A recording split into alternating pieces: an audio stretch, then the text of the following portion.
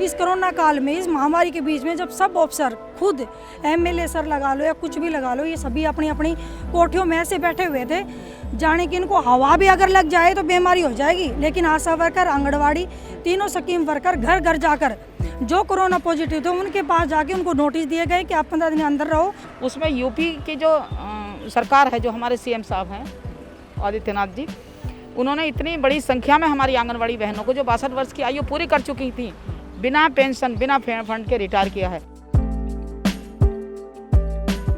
जबकि उस दौरान आशा वर्कर को ना कोई रेस्ट दिया गया, 24 घंटे की ड्यूटी थी। अगर रात को 8 बजे भी कोई आ गई तो एम्बुलेंस के साथ जाओ और उसको नोटिस दे के आओ। ऑल इंडिया में ऐसा स्थिति है, ASHA workers should be married but widow है, हस्बैंड वो नहीं देखते हैं, हाँ छोड़ दिए हैं। बहुत ही गरीबी फैमिली का सब है।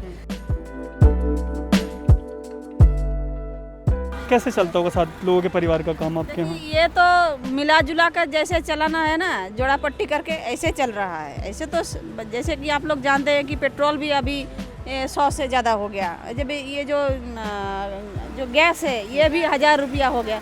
तो मिला जुला कर जोड़ा पट्टी करके चल रहे हैं। नहीं तो ये तो सही जैसे चलना चाहिए हम लोगों को, ऐसे तो नहीं चल रहा है। देश जो है वो 100 करोड़ वैक्सीनेशन पूरा होने का जश्न मना रहा है। इस वैक्सीनेशन को पूरा करवाने में जो एक बहुत इम्पॉर्टेंट हिस्सा रही हैं वो आशा वर्कर्स रही हैं, जिन्होंने फुट सोल्जर का काम किया और लोगों को वैक्सीनेशन सेंटर तक लेके आई, उनकी हेजिटेंसी दूर करने में मदद की। उन्होंने काफ़ी सारा काम किया है वैक्सीनेशन के इन एंड अराउंड, लेकिन उनकी अपनी ज़िंदगी जो है वो काफ़ी ज़्यादा बदहाल है।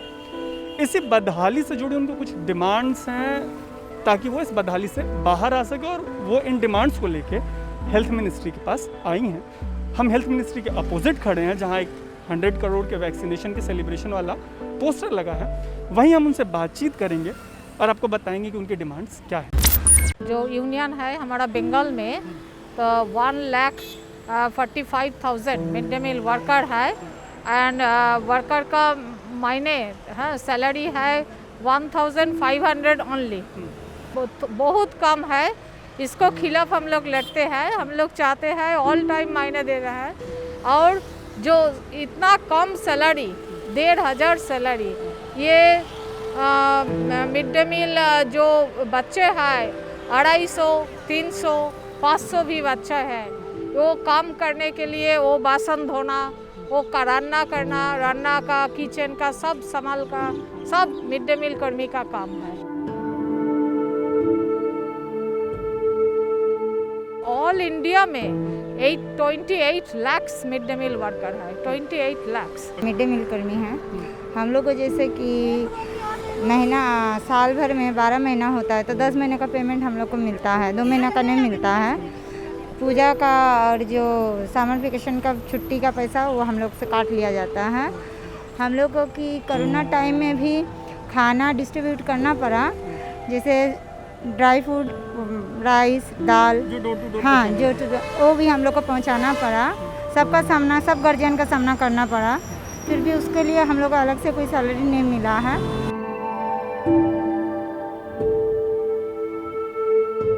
1200 रुपये एक महीना में, वो भी महीने में नहीं मिलता है। 3 महीना, 4 महीने का बाद, 5 महीने का बाद 2 महीने का तनख्वाह मिलेगा।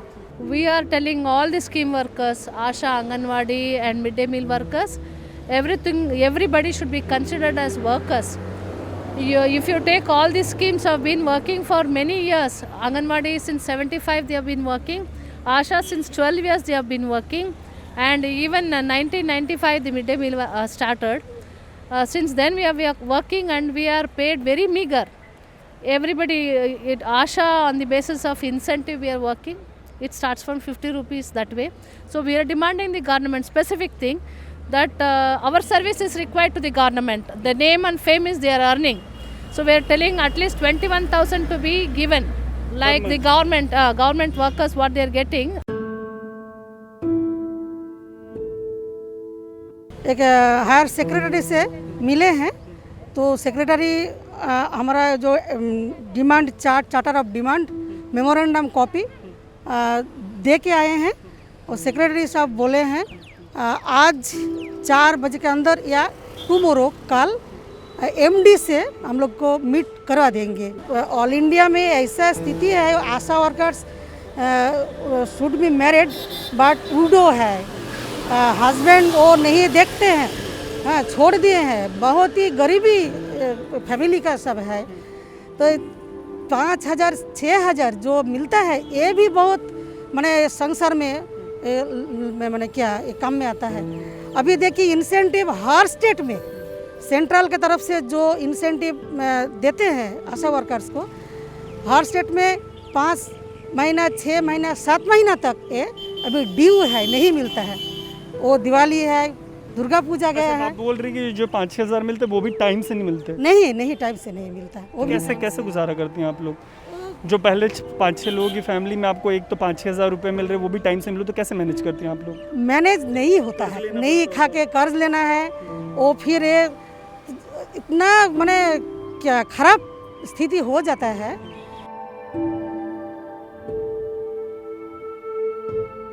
मेरा नाम शशिवाला है उम्र कितनी है? और मेरी 60 है। कहाँ से हैं आप? मैं उत्तर प्रदेश से आई हूँ। मैं आंगनवाड़ी से हूँ और विशेष पूरी जानकारी आंगनवाड़ी के बारे के मैं दूंगी आपको। जी। और मैं आंगनवाड़ी वर्कर खुद भी हूँ मैं।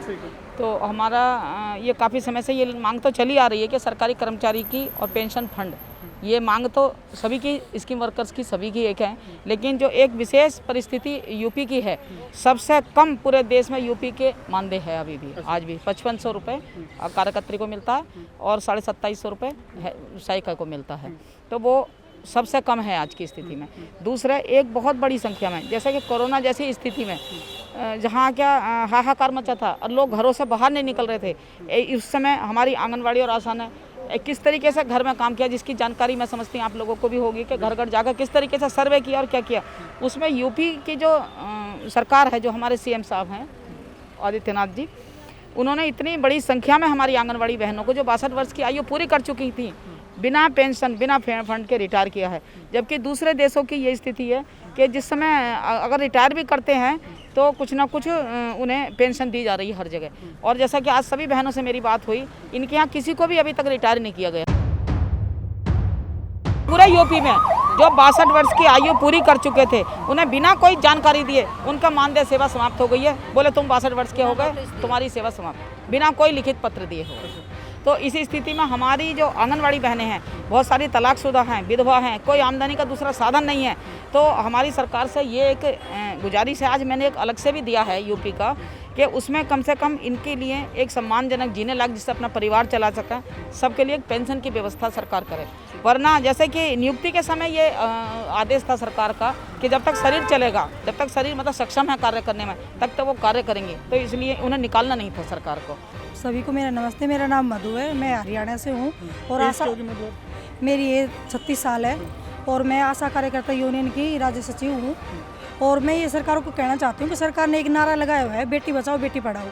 मैं पूछना चाहती हूँ कि आप बताओ, क्या मिड डे मील में आशा बहनें हैं जो मिड डे मील में काम कर रही हैं, जो आंगनवाड़ी काम कर रही हैं, या किसी की बहनें नहीं हैं या बेटियां नहीं हैं?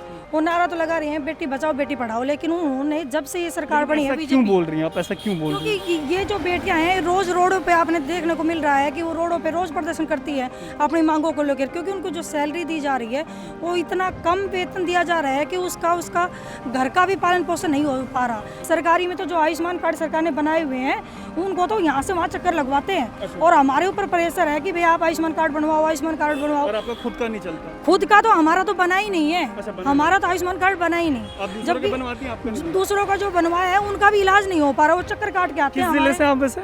मैं हरियाणा जिले से हूँ और जो भी आयुष्मान कार्ड बने हुए हैं उनका इलाज प्रॉपर तरीके से नहीं हो रहा। मेरा नाम उषा ठाकुर है। दिल्ली में हमारी फिक्स सैलरी तो है नहीं, तो जो आशा काम करती हैं और जैसे कोरोना काल में उन्होंने रात दिन ड्यूटी की, उसको कोई टाइमिंग फिक्स नहीं था, तो उस समय फील्ड में भी बहुत ज़्यादा ड्यूटी करनी पड़ी। उनकी हालात बहुत ख़राब थे क्योंकि फाइनेंशियली भी वीक होती हैं आशाएं और सैलरी इतनी बनती नहीं है, तो शरीर से भी कमज़ोर हो गई। बहुत ज़्यादा काम करने के बाद अगर उनको कभी कुछ प्रॉब्लम हो गई, बोल दिया मैडम मैं नहीं आऊँगी या मुझे कुछ प्रॉब्लम बीमारी है या बुखार है, कुछ भी नहीं अभी आओ, और इस तरह करके जिसने ऑब्जेक्शन किया कि भाई आप हमें सुरक्षा किट दो या ग्लव्स और सैनिटाइज़र दो, या अपने हक के लिए लड़ना चाहा, बोलना चाहा, उनको फिर एएनएम या डॉक्टर डिस्पेंसरी के द्वारा क्या करते हैं कि उनको बोलते हैं या तो काम करो नहीं तो छोड़ के जाओ।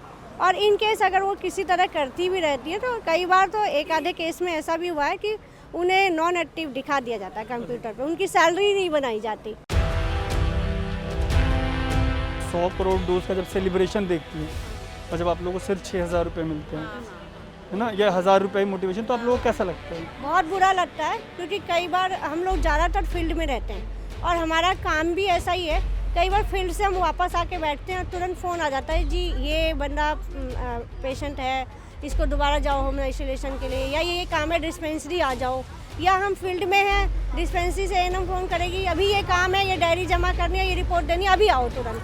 तो 100 करोड़ डोज जो हैं वो एक बहुत बड़ी उपलब्धि है और इस उपलब्धि को हम कम नहीं करना चाह रहे हैं, हम बिल्कुल इस पर कोई सवाल नहीं उठा रहे हैं, हम बस आपको इसका एक और पहलू दिखा रहे हैं कि इसको पूरा करवाने वाले जो फुट सोल्जर्स रहे हैं उनकी ज़िंदगी में क्या चल रहा है।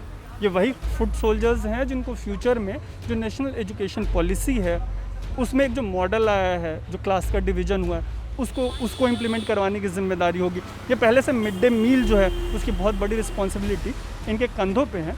उम्मीद है कि जो इनका दर्द है, इनकी जो डिमांड्स हैं, उसको आपने सुना होगा और वो बातें आपको समझ आई होगी और सरकार भी उनको सुनेगी और इनकी जो डिमांड्स हैं उन पर एक लॉजिकल फैसला लेगी। आप देख रहे हैं अनकट, मेरा नाम है तरुण।